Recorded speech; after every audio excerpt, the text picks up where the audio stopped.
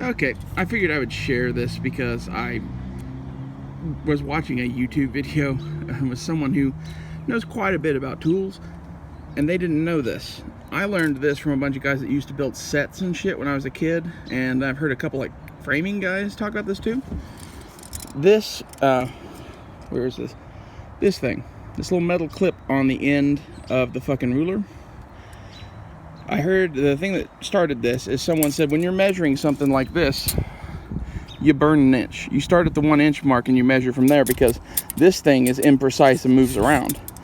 This thing is not imprecise, it does move around. When you use a tape measure, the thickness of this piece of metal is relevant to how you're measuring. If you butt this up against this, it's a totally different measurement than if you pull against this. That is exactly what this is meant for.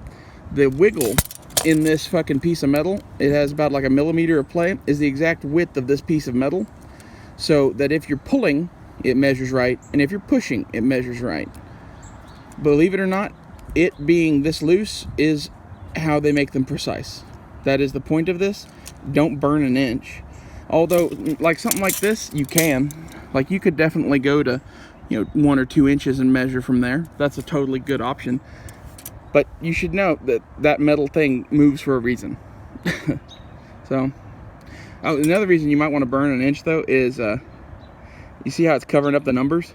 If you're using like the 16ths or 8ths of an inch or whatever, it might be handy to be at the 2 or the 3 inch where you can actually read that shit. Anyway, if anyone found this helpful, good.